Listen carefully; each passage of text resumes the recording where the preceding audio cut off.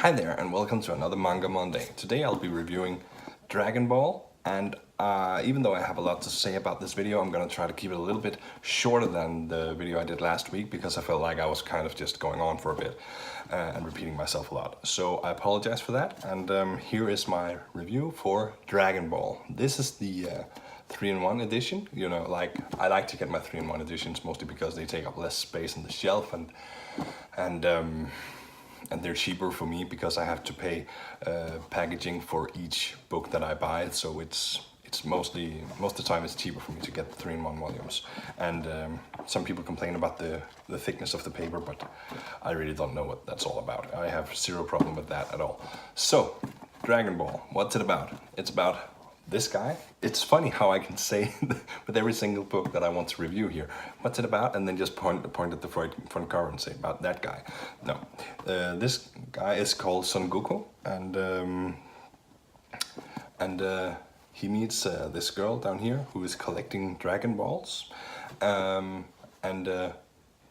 she comes to visit him because he has one, and she wants to get it from him, but since he is like infinitely what happened to my tongue there? His strength is infinite, basically. So there's just no way that she can take it from him. But she figures that she can use the fact that she's a girl to perhaps lure it away from him later on or something. So she basically tricks him into coming along as kind of a bodyguard as she collects the rest of the Dragon Balls. Son Goku is trained by his what, I don't even remember if it's his father or his uncle or whatever. It doesn't really matter, you never meet him. But he has the tail of a monkey. You can see that right here on the cover. He has this stick that he's carrying, or a bow that he can tell it to become longer, and it will.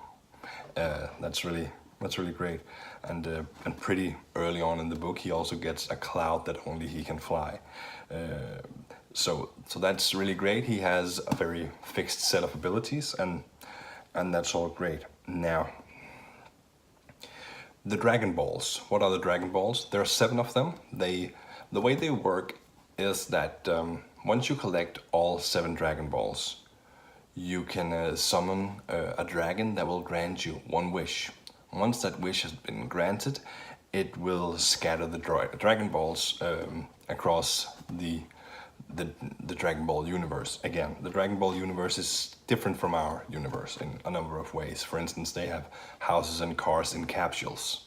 So they can buy a car in a capsule, and then they can just take it out of the capsule and use it when they need it, and then they can put it back in the capsule and put it in their pocket when they don't.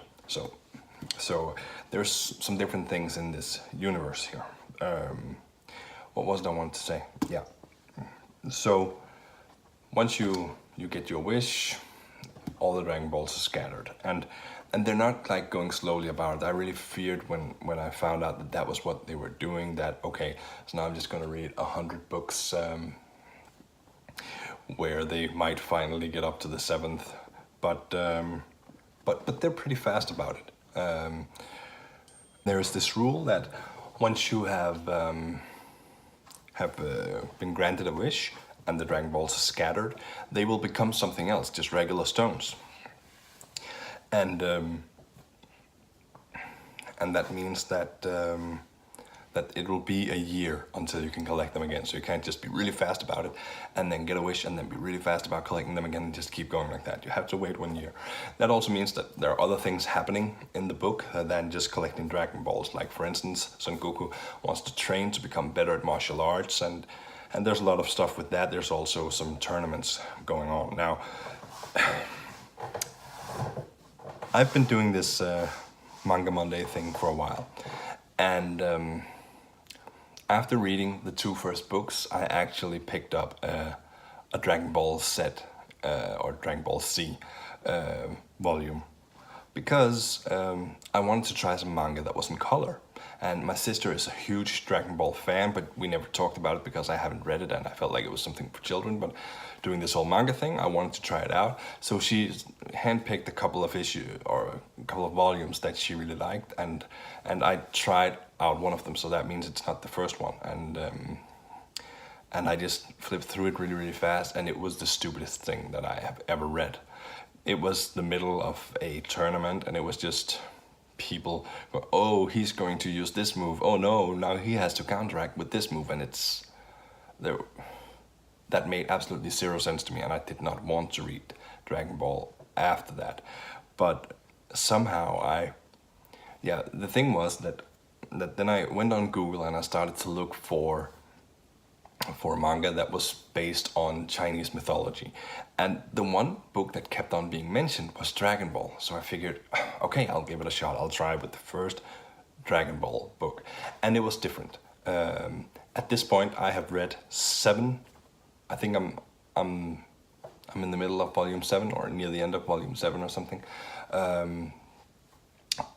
So I keep on reading it for some reason. But I have to tell you, during the first couple of volumes, I was very, very close to stopping a couple of times, because there's this dynamic in this world that this girl that you saw on the front cover here, she gets her way always because she's hot, and men in this universe somehow just can't help themselves but to do anything for a girl who's hot. Now, I know that this is a play on the world that we live in, and that a lot of people might perceive our world like this, but I also think this is part of the reason why my sister, who is a girl, is so happy with this book, because it makes you think perhaps some things when you're a girl. But for me as a guy, I kept on feeling like, okay, so guys are just generally idiots in this book, and that did not really resonate with me as much. Add to that the fact that Son Goku, who is the protagonist in this book, is too young at this point to actually know that females exist. So he does not understand why she have breasts. Where is your penis? And they are very direct about these things. They show these things. They show genitals. They show a child's penis, and they show a young girl's breasts, and all these things. And not just once. It's like a regular ongoing thing. The first 2 guys that you meet after Son Goku are both major perverts, as in, I'll do whatever you want me to do for you if I can see your panties. Or if I can see your tits, and stuff like this. And people are peeping through windows and watching her shower, and there's a bunch of really, really perverted stuff going on in here. And that was very, very close to just getting to the point where, okay, this is the majority of the books, so I'm not gonna read this anymore. But after the second or third volume, it gets toned down a lot. It's like I don't know if someone told the author that this was annoying, but I mean, it's still there. Those 2 characters are still super perverted, and this girl still gets her way by looking good, and Son Goku still doesn't completely get the whole idea of girls and boys, which is kind of funny. But they tone it down a lot, so now it's just something that is there. And I mean, you know how I always want to talk about what level of nudity there is in books. There's plenty of nudity in this book. Blood and gore, not so much. But the strange thing about Dragon Ball is this. I don't particularly like Dragon Ball. I mean, it's not the best thing I've read. I have plenty of stuff on my shelf that's much, much better. But for some reason, I keep on reading it. My personal rule is that I read between 1 and 3 volumes before I do one of these Manga Monday videos. And I could have done this review after just reading 3 volumes. But I kept on reading, and I'm in the middle of volume 7, and I'll probably continue reading it tonight.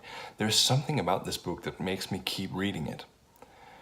And I find that kind of strange, because I don't know what it is. I mean, the whole setup of the way girls and boys work in this book, I just don't agree with it. It doesn't resonate with me, and it annoys me. It's better now, sure, but there's just something strange that keeps me reading. But anyway, I still wouldn't recommend it. Like, if I were to recommend a manga to someone, I would definitely recommend either One Piece or Full Metal Alchemist, depending on who was asking. Perhaps Vinland Saga, for a certain audience as well. Those are the ones that I've given the highest rating on these videos, and they are the books that I would recommend. Dragon Ball, I would give less than average. That means below 5 on a scale from 0 to 10. I can't say 1 to 10 after the grade I gave Lone Wolf and Cub a couple of weeks ago, can I? So yeah, I would, but you know, just below average. Now, I have heard, you know, I try not to get too much into the whole idea of manga and manga as a medium and what is actually manga and what's manhwa and whatever it's called. I don't know too much about the authors, but as far as I know, this guy, Akira Toriyama, whose name is probably pronounced in a different way. Anyway, he is something of a king in manga, and he has written a lot of really, really great stuff that a lot of people love, so it's not a knock on him or anything. I guess he really knows what he's doing. I think Dragon Ball is probably the most popular manga ever. No, it's not. That's One Piece.